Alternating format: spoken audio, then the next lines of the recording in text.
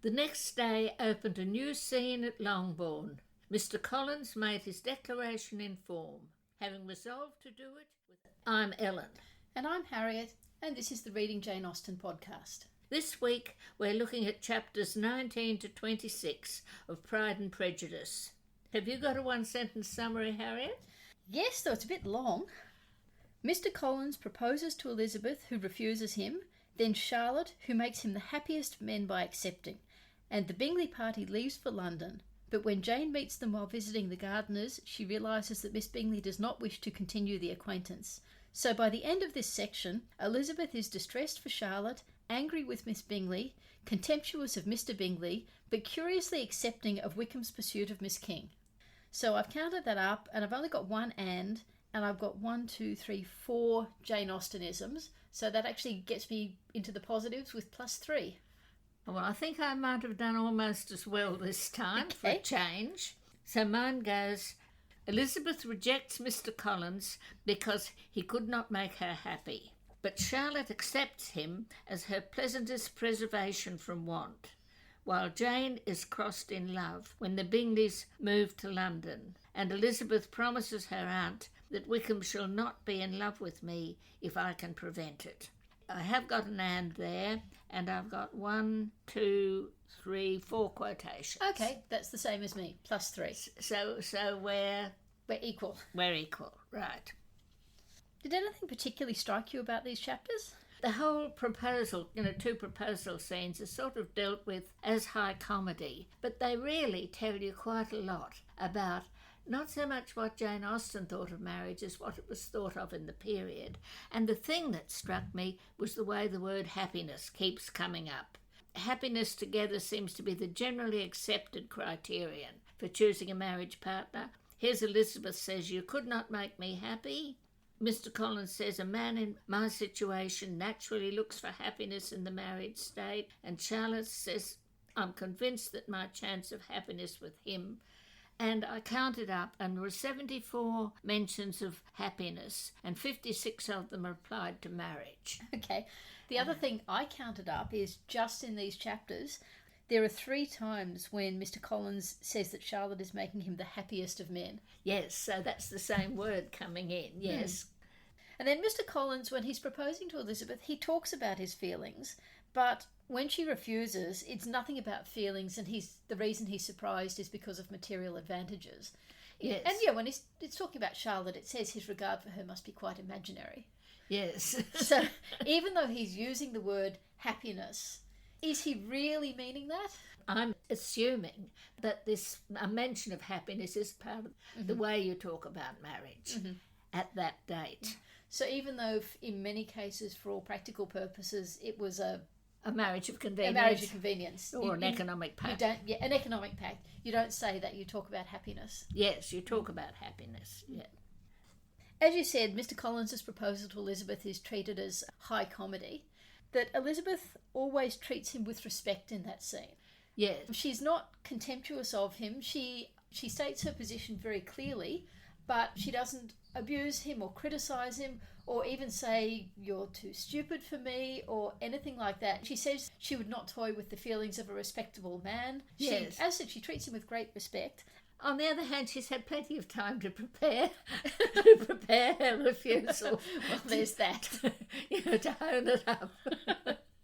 So, secondly, is that the very funniest bit for me is the scene where Mrs Bennet is trying to explain to Mr Collins that Lizzie's done the wrong thing. And, she says she's a headstrong, foolish girl and that she'll soon persuade her into it. And Mr Collins says that if she's liable to such defects of character, she could not contribute much to my felicity. I just find that sort of little response there really, really funny. Though I think in terms of comedy, that is almost overshadowed by the following scene, which is where she takes Elizabeth to Mr Bennet and yes, she says what's happened, and Mr Bennet has his wonderful line about an unhappy prospect is before you, Elizabeth, you must be estranged from one of your parents. And that line actually makes it into, I think, every adaptation there is, or some variation on it. Yes. Everyone loves that. No, I think that's probably the favourite quote you would have. But I still felt when this happens, it is just so terribly funny that she's rushing in. I'll get her to marry you. Don't worry, I'll sort it all out. And Mr. Collins sort of stepping back and thinking, well, look, do I really want to marry a headstrong, foolish girl? And of course, once it's all settled, then from Mrs. Bennet's perspective, Mr. Collins can just, since he so easily switched from Jane to Elizabeth, he should also be able to easily switch from Elizabeth to Mary. And it does say that Mary would have actually been very open to it. Yes. Well, I mean, that brings up something I keep thinking about.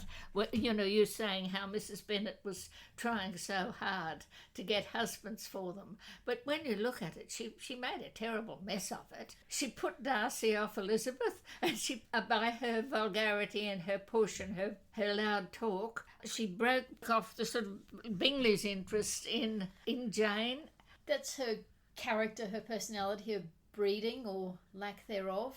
And again, but she didn't do the right thing. Yeah. She didn't register that the girls were not going to take to Mr. Collins, but Mary might. Yeah. And she could perfectly easily, if she'd been a bit more careful, switched from Jane to Mary. Yeah. Very serious girl, make a really good clergyman's wife, that sort of thing. Yeah, I think that's absolutely the case. And I think possibly the only reason she didn't think that is because of this thing of you start with the eldest and you work your way down. And, you know, it's actually possibly a bit unusual. In fact, Lady Catherine says so, that all 5 girls are out at once. Yes. And then one of the things that, talking about the Lucases, the younger Lucas girls feel they'll be able to come out a few years earlier than they would otherwise have been able to. Yeah. So I think, again, it's just in this path of thought that you get the first one married, then you get the second one married, then you get the third one married. Mary is probably Mary 17 looks like or 18. Yeah, but she looks like the toughest nut to get married. Yeah, is that too. I think if it hadn't been for Charlotte Lucas nipping in. Yes, Mr. Collins would have actually then proposed to Mary. Well, he didn't have much time left. Yes. I found myself sort of admiring Mr. Collins. He's so determined to do the right thing, you know, and he's worked it out that in terms of the old sorts of marriage proposal, he's doing the right thing in keeping the property together, keeping the family line going. If he marries one of those girls, then he will have done his duty by the property. Yes. And he's sort of quite dignified when he says to them, I'm sorry about that. And when they say, no, Mrs. Bennet is saying, I'll get her to do it. Him saying, no, he doesn't really want that. The other point I've got is the sort of narrative form.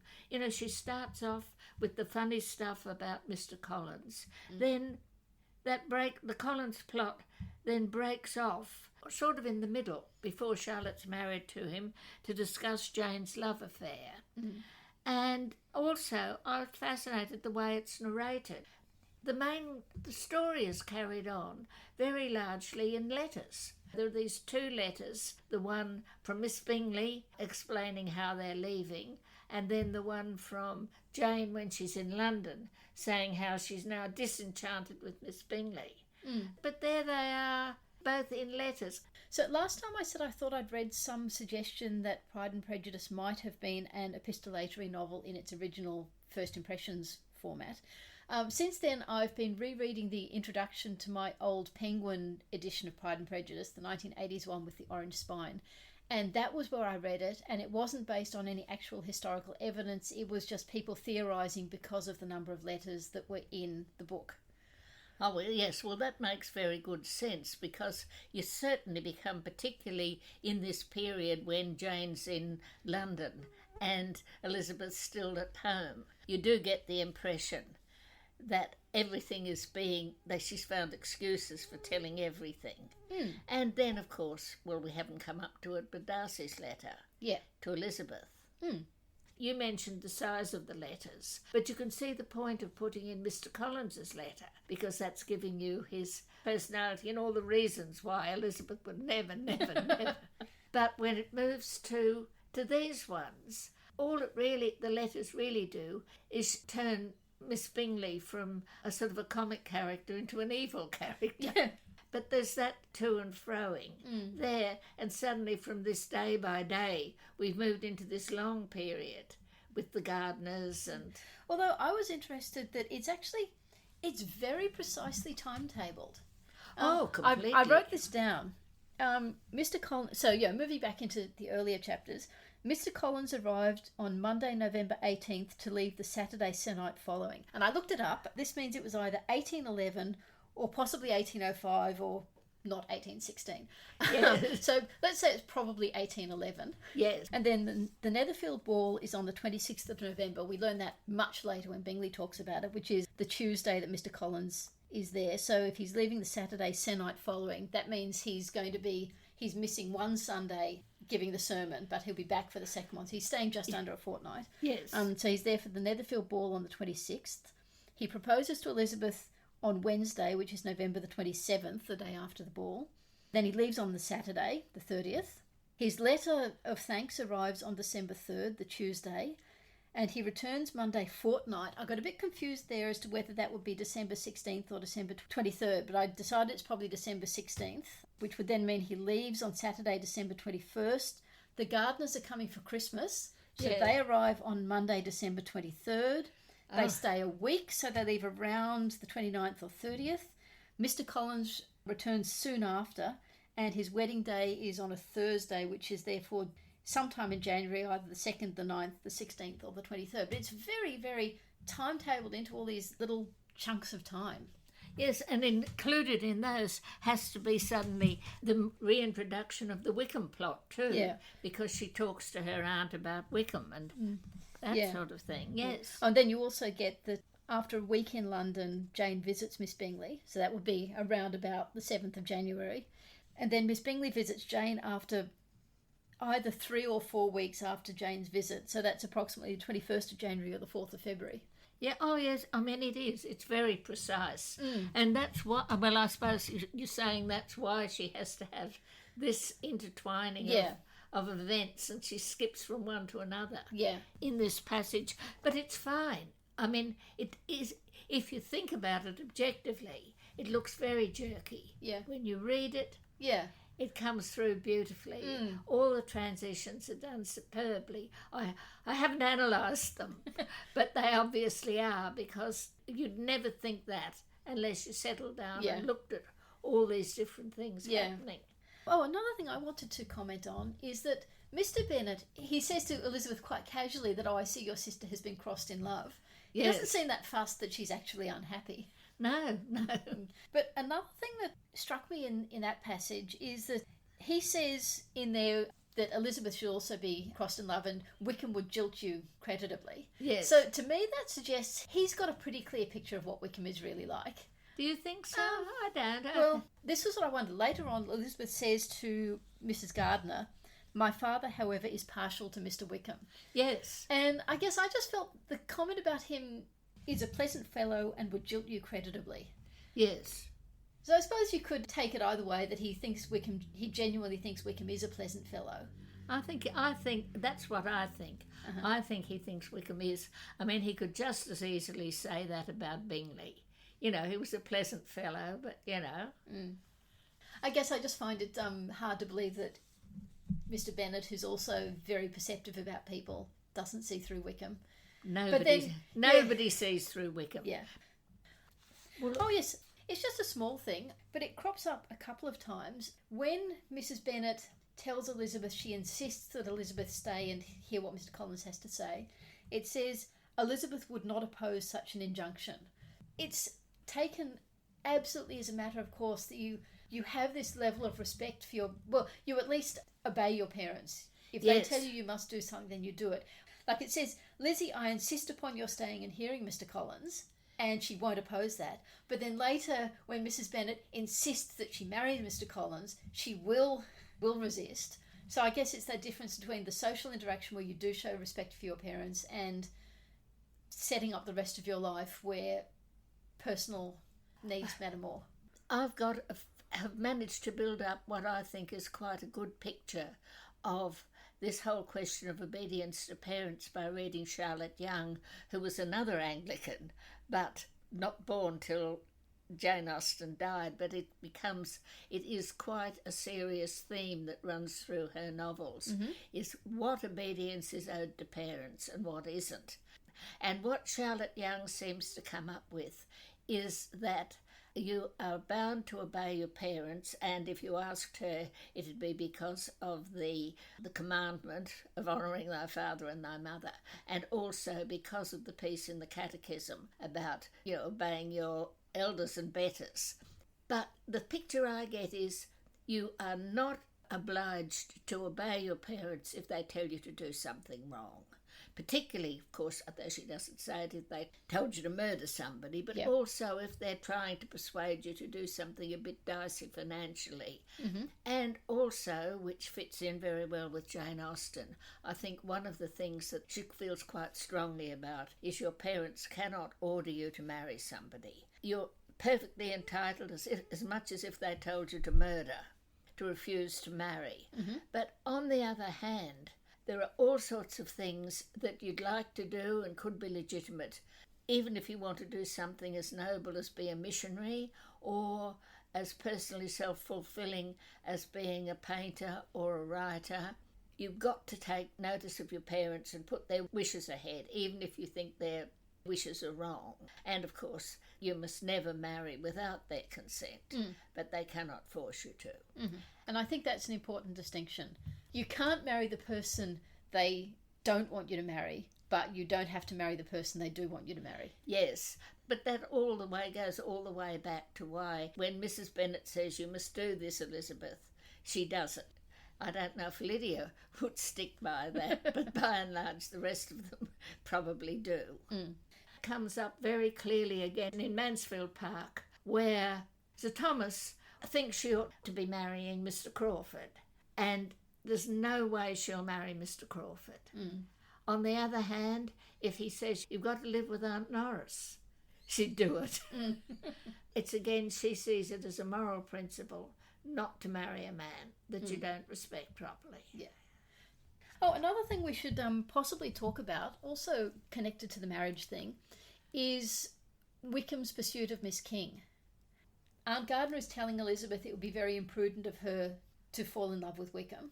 And Elizabeth says, but then why do you later criticise Wickham for being mercenary when he's going somewhere where it is financially prudent? I guess the big difference there is the falling in love side of things. I suppose I think that's sort of partly joking, that Elizabeth is saying to herself, I must not let myself be affected by this. Yep. So she's finding a joke to cover it up. Yeah. Okay. Whereas she would disapprove. And she's hurt. But there's no way she's going to let anyone see she's hurt. Yeah. Did you have favourite sentence from the chapter? I think we've both ended up deciding not to do the classic Mr. Bennet line about you must henceforth be a stranger to one of your parents. Yes. Well, the one I chose was the one, when Sir William comes to visit and tells the Bennets that Charlotte is engaged to Mr. Collins. And Lydia says, he can't be. He wants to marry Lizzie. And the author writes, nothing less than the complacence of a courtier could have borne without anger such treatment, but Sir William's good breeding carried him through it all, and though he begged leave to be positive as to the truth of his information, he listened to all their impertinence with the most forbearing courtesy. And I love that particularly because it's this really ironic, funny sentence, but it comes in between two completely straightforward narrative sentences.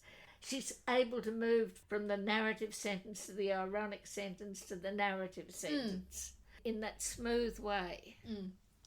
Anyway, what about yours? Well, I found a couple I liked, but the one I've decided to go for, and it's talking about Mr. Collins and Charlotte thinking there wouldn't be enough time to bring him to a proposal because he leaves so soon. And it says, but here she did injustice to the fire and independence of his character, for it led him to escape out of Longbourn House the next morning with admirable slyness and hasten to Lucas Lodge to throw himself at her feet. Yes. Which is very funny, but also some of the words chosen, escaping and then admirable slyness. Yes. There is that element of, it's actually quite deceptive what he's doing. Yes. Well, another mark against Mr. Collins. Yes. That he snuck away like that.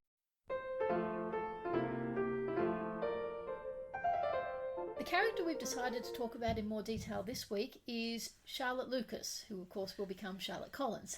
Yes, and I think we're both more on Charlotte's side than on Elizabeth's side on the rightness of that decision. There is an element of criticism of her by the author as well, in some of the language that's used. Oh, yes. I mean, Jane Austen doesn't approve of her doing it, really. Not at the beginning. Yeah. No, because it says that Charlotte's kindness extended farther than Elizabeth had any conception of. Its object was nothing else than to secure her from any return of Mr. Collins's addresses by engaging them towards herself. Such was Miss Lucas's scheme. Which is a lovely comic sentence, yes. So that matches up with what I said earlier about Mr. Collins's admirable slyness in sneaking out. Yes. So that's sort of quite critical. I also, though, love the picture it gives that when she sees him coming, she instantly sets out to meet him accidentally in the lane. Yes. Which, of course, later on is what Darcy is doing when he knows where Elizabeth is walking. Yes. He's placing himself in a position where he can accidentally meet her. Yes. It took me a while to come up with the right word for this, but the one I've decided on is I think Charlotte's approach to Mr. Collins and to marriage is quite clinical. Yes. She's completely divorced the concept of happiness from the marriage. Mr. Collins is mouthing the words happiness and doesn't himself realise that he's not really believing them because he's, I think, just taking it on. Charlotte has absolutely drawn a line and says the happiness she will get out of this will be the establishment. It will not be the relationship, because it later says that she accepted him solely from the pure and disinterested desire of an establishment, so that's why she's happy to get married quite soon. Yes. But then Mr. Collins, to be sure, was neither sensible nor agreeable. His society was irksome, and his attachment to her must be imaginary. But still, he would be her husband.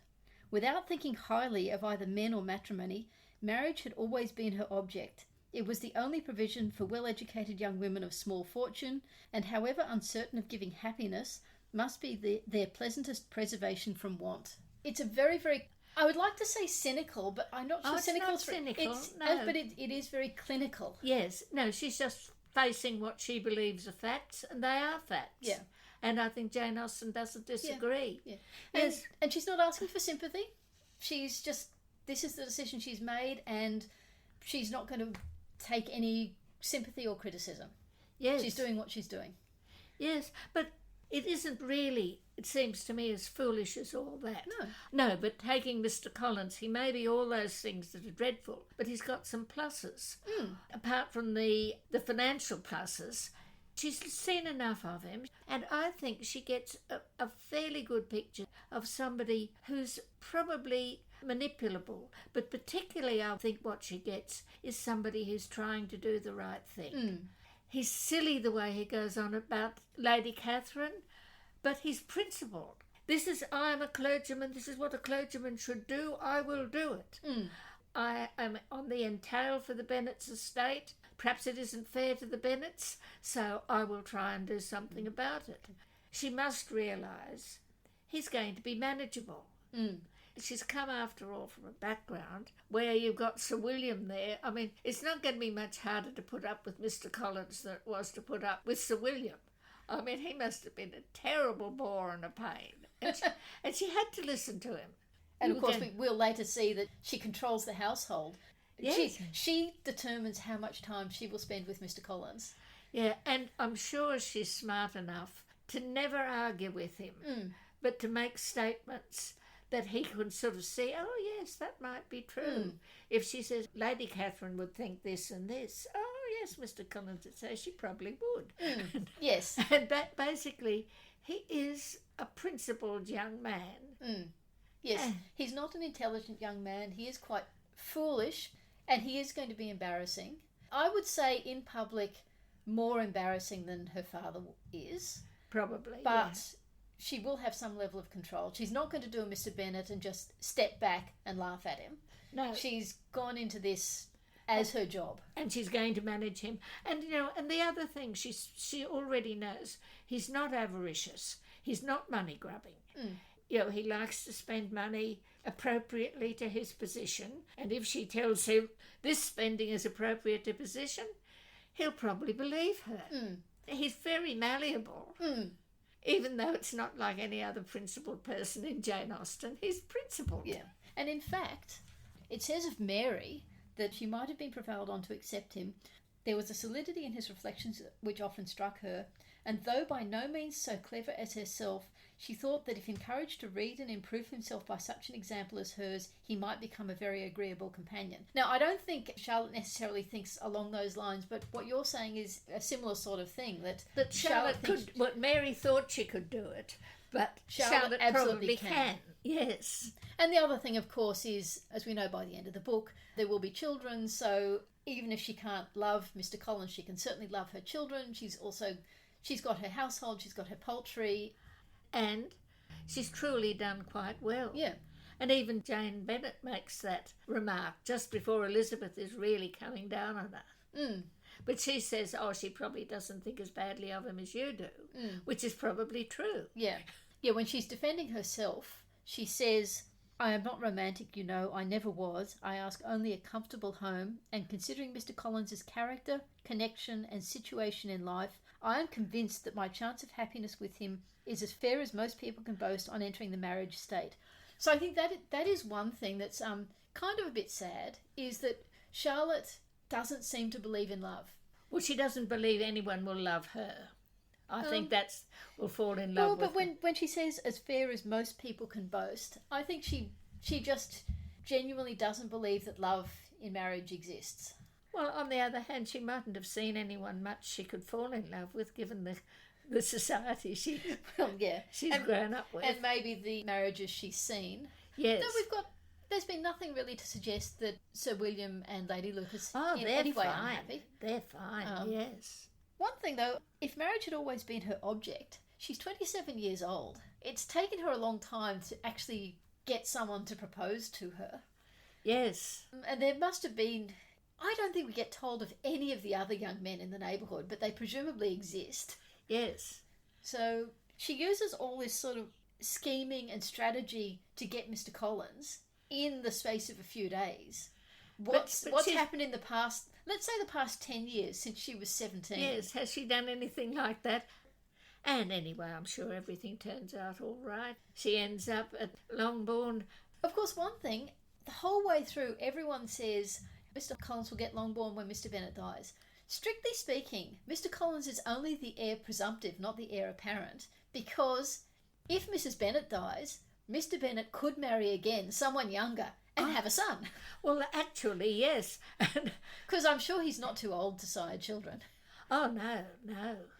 And he could probably get another young wife. Oh, no, very possible. I mean, what about a future where Maria Lucas marries Mr. Bennet? Or indeed Miss King. No, why would Miss King bother? She's got her 10,000 and young officers.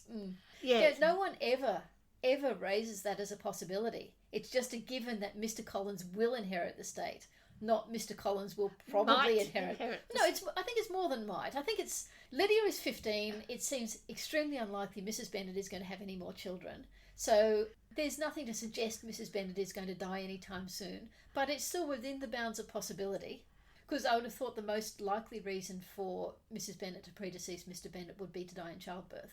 And that's not happening anytime soon. Oh, but all sorts of things could happen. There are diseases, there's carriage accidents, there's food poisoning. Yeah.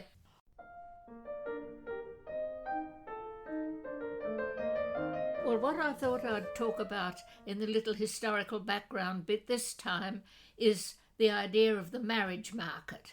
I mean, if there's one thing we are very clear about in Pride and Prejudice is that arranged marriages are now considered not appropriate. In fact, there were quite a lot of plays being written at that stage where they were contrasting the wickedness of continental arranged marriages with the lovely freedom of English marriages. And by arranged marriages, you mean the parents are arranging it and the daughter or son is just told you are marrying. And they both have to do what they wanted. But what comes clear in Pride and Prejudice is the situation is now that men have a free choice in their marriage partner and they make the first move. But because of this, there are quite a lot of girls and their mothers who are doing everything they can to put themselves out for it, and there are lots of jokes about it. Now, this marriage market only turns up in fiction, in modern fiction. So you mean the term was used in the 20th century to describe the 19th century, but may not have been actually used in the 19th century? I'm not absolutely sure that the term marriage market was contemporary with Jane Austen, but it's certainly the case that it was happening the way Marianne in Sense and Sensibility disapproves of people using phrases like setting their cap at or making a conquest. This was just part of the generally accepted language, that this is what people are doing. But no proper social historians have looked at it. Whereas the move from the man having to marry whoever his parents chose to being able to choose himself, that's been back in the 1970s. Two major historians started looking at that, and they say it happened sometime in the middle of the 19th century, and they're giving names. They were saying it's mainly a change in people's sensibility. There's somebody called Lawrence Stone who said they'd moved from obedience to their parents to something that was, the family was now built on what he called effective individualism, which means everybody thinks about it. There's been some discussion that says he got bits of that wrong, but basically that's what he said. And then there was another person at around the same time called Edward Shorter, who wrote a book on the history of marriage, and he notices the same phenomenon.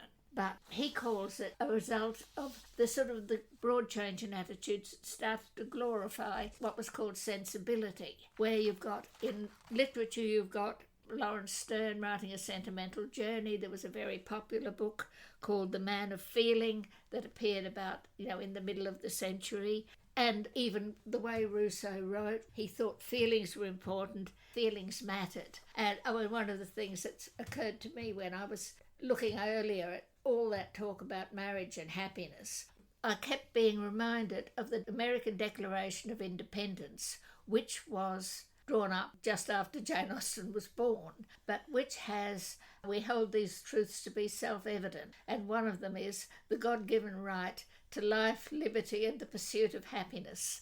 Just the same as all these men are wanting when they go into marriage, they're in pursuit of happiness. And that just seems to me part of this the surge of sentiment that Shorter was talking about. And so in our looking at what's happening in Pride and Prejudice, we've got the first half of what I described, that men have the right to go out and to choose their own wives, to ask women to marry them. What it doesn't tell you anything about is why you've got the marriage market.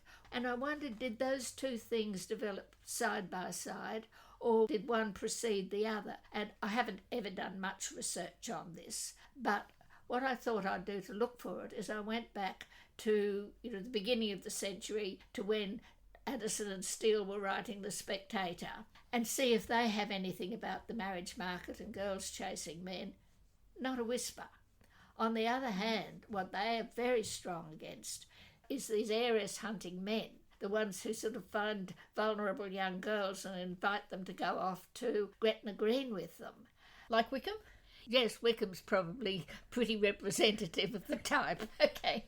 But I've never heard of a husband hunter before you get to the Jane Austen period. I haven't read enough of the literature to know if it turns up in any plays and things. And of course, someone writing about Jane Austen as a young girl described her as the silliest, prettiest, most affected husband-hunting butterfly. Yes, and so it was very much something that was done. And so now this is something that I'm feeling. Of course, you get this change in sensibility, which then creates a situation where there are all these men who've got their own freedom to look around and choose the girls they want. And so what do all the girls who are looking for a good marriage do? They and their mothers start doing more and more to put themselves in contact with young men. All the girls are now getting accomplishments so they can turn into lovely, entertaining wives. And I'm pretty sure this is when this whole business of the coming out and the debutantes and the presentation at court and all these little country towns, they're building assembly rooms and having these subscription assembly balls, and parents are organising garden parties and picnics and that sort of thing. And I think this is what's happened. You've had, first of all, the young men are able to choose, then the girls put themselves out to be chosen, and the whole society modifies its forms of socialisation to include opportunities for these girls. Of course, the sensibility thing as a concept, Jane Austen criticises that in her Juvenilia. There's that, I forget which story it's in, someone swoons and then someone else swoons. Yes. I think it's Leslie Castle, where the two heroines faint alternately on the sofa. She was so aware of all the sensibility and the Gothic and all those things. And she was very funny about them in her Juvenilia. It is this whole background of the change, the surge of sentiment, which brought this effective individualism into the family. But basically, these people who wrote about that didn't take it the next step and say, all right, the young men were proposing. What were the girls doing? The girls were chasing them. And that then continues right through the 19th century. Do you find that plausible, that account? Sounds plausible to me. And have you ever come across anybody explaining that particular transition? No. Or read anything that contradicts it? No. Though I guess the other side of it was the sense that this sensibility also developed into a rise of the idea that it was fine and wonderful and romantic to marry for love, but the actual practice was still to marry for an establishment. And Jane Austen is perhaps one of the first novelists where you actually see it being presented not just as it being wonderful to marry for love, but it actually being almost morally improper to marry not for love. Well, I have a feeling that this is the case, though I can't quite prove it. You can find earlier ones, one of the mid-18th century plays, where the squire says to his daughter, I would never force you to marry against your liking, which is a bit different from saying it's wrong to marry if you're not in love. Yeah. And I think somewhere in between that switched over to the moral imperative, which I find there to quite an extraordinary extent in Jane Austen.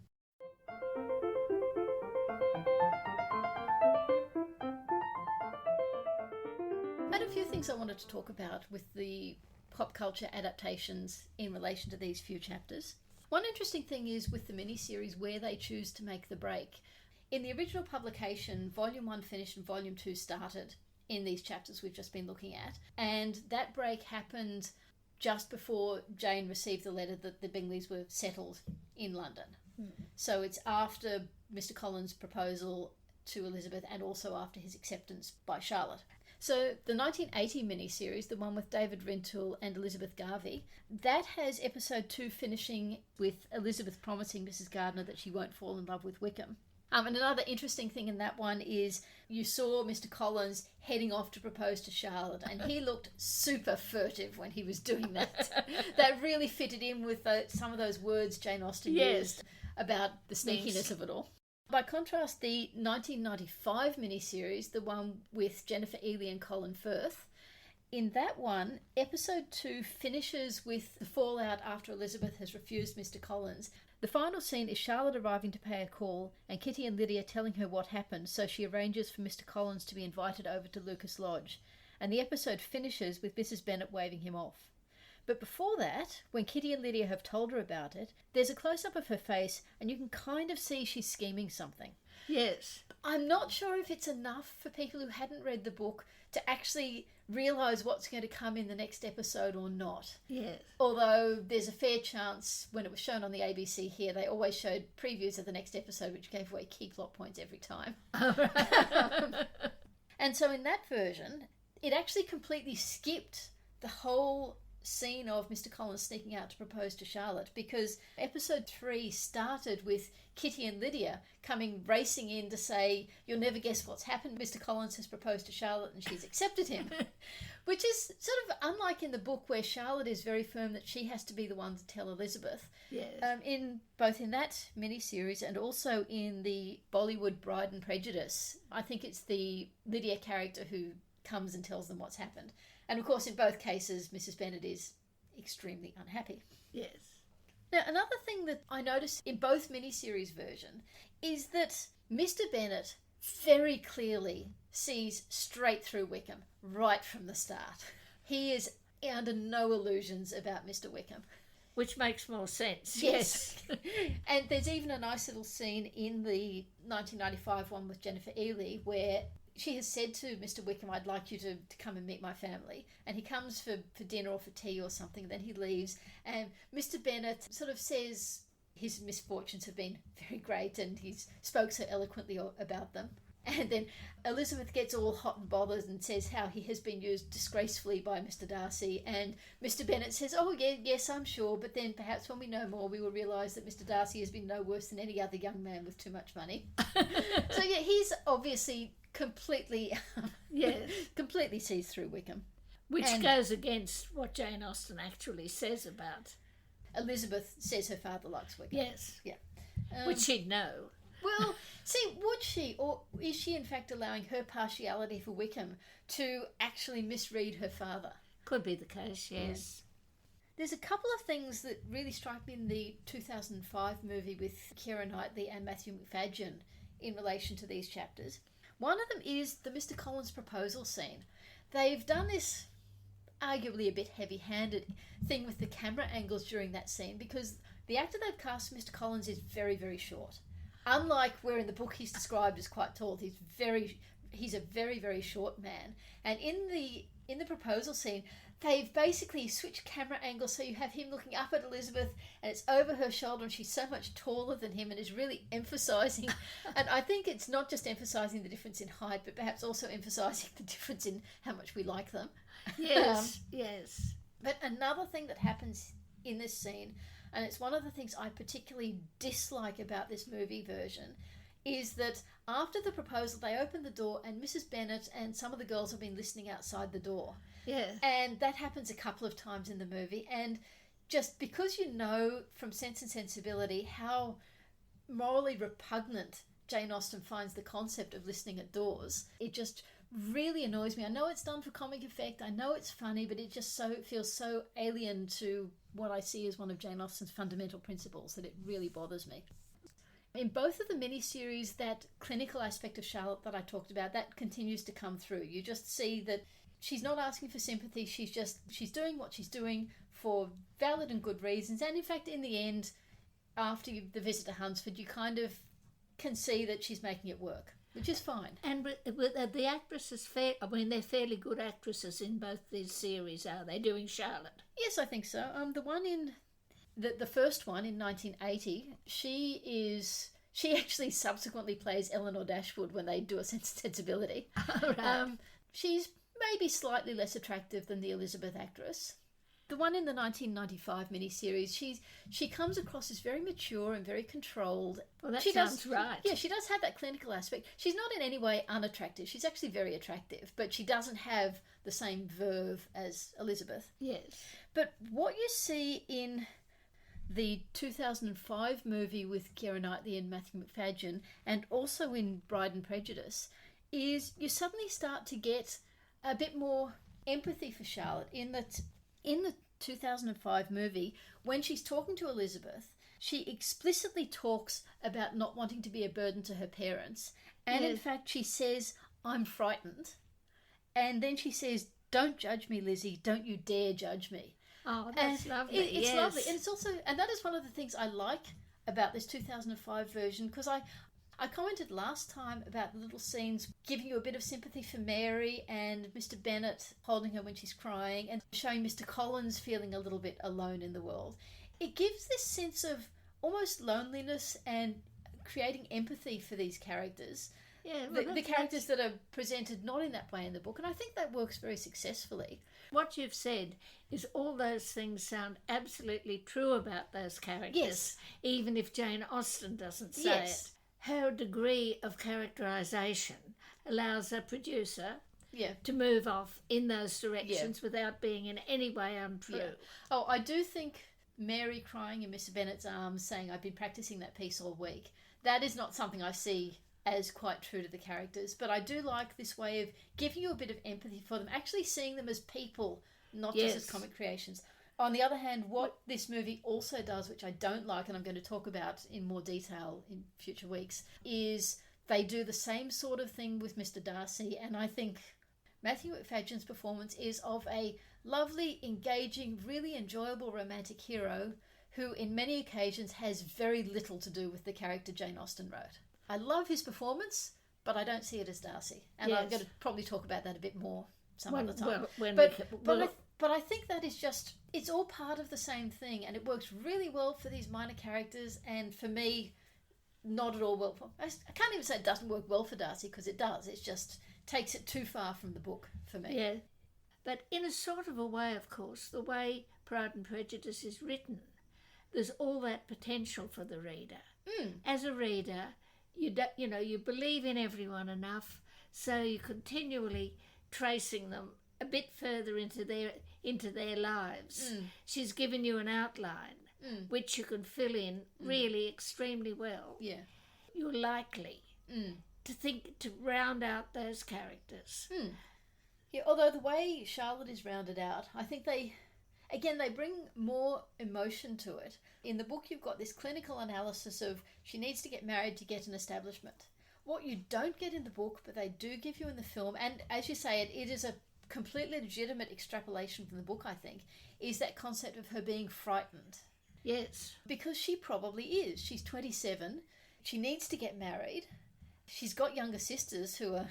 Yeah. So she probably is frightened, but you don't get that in the book. You get her just as cool and calculating. And also, as I said, I really liked her saying, "Don't judge me, Lizzie, don't you dare judge me." The passion in the way she says that, whereas in the book, there's this much more unemotional, "I was never romantic. I think my chances of happiness are as good as anyone else's." But also, but there's plenty of preparation for that "don't judge me," where it says that the one thing that was really holding her back was worry about what Elizabeth would think. Yes, yeah.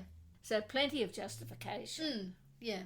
You get a similar sort of thing in Bride and Prejudice, not straight away there, but later on when they go to visit them in America, because there's going to be a second wedding out there. And she actually says to Elizabeth at one point that she acknowledges that he's foolish, but she said, "But he adores me." Yes. And again, that's kind of nice. You just get that little bit of extra, as it turns them a little bit more into people. Yes. Which I think is quite nice. And one other thing I wanted to say about Bride and Prejudice, and of course being Bollywood, it's got song and dance in it as well, because that's a key of Bollywood. Although it's not really completely Bollywood. Yes. But my absolute favourite song in it is one that comes up after Mr. Collins has arrived, when they know he's going to propose to Lolita, the Elizabeth character. They have this gorgeous song called "No Life Without Wife," which, because that's something Mr. Collins' character, who's called Mr. Coley, that's something he has said to them, that he's not happy because he doesn't have a wife. This is a song that is less Bollywood and more, the director said she was actually inspired by the pyjama scene in the movie Grease, because what you have is that the Jane character, the Mary character and the Lydia character, there is no Kitty character, all come into the Elizabeth character's bedroom and they sing this song about how she's going to have to marry Mr. Coley. And, she sings about how she wants a man who'll love her. It's a lovely song. It's bouncy, it's boppy, it's really funny. But I just think that is one of my favourite bits in the movie, and I'm going to try and put a link to a YouTube version of it in the show notes. All right. We had a comment on the last episode from my partner, Michael. It was when we talked about why the officers were responding to a 15-year-old Lydia, and you said they would be quite young, only in the early 20s. Michael actually said if they're ensigns, they might even only be 15 or 16 themselves. Which is, by the way, we don't know ever what rank Mr. Denny has. I did a search, he's only ever referred to as Mr. Denny. Wickham says he's getting a lieutenancy, but Wickham is never referred to as Lieutenant Wickham, just as Mr. Wickham. Denny is never referred to as anything except Mr. Denny. He can't be a captain because Captain Carter is referred to as a captain. So Denny must also be a lieutenant or maybe even an ensign. And I wonder what Chamberlain is. If they are only 15 or 16, it becomes something much more believable that they dress Chamberlain in women's clothes. Yes. I mean, it could very well be. That makes it very explicable. that they suddenly boost the girls and the girls realise how flirtatious they can be. And yes, that makes a lot of sense. Yeah. Look, even if they're 19 or 20, they're still pretty young. Yeah. A 19-year-old can be rather taken with a flirty little 15-year-old, particularly if she looks more. Yeah, which she's tall and she's described as stout, which yes, let's assume yes, it's curvy. Yes. Which means, yes, but it just means she's robust. Or... Yeah.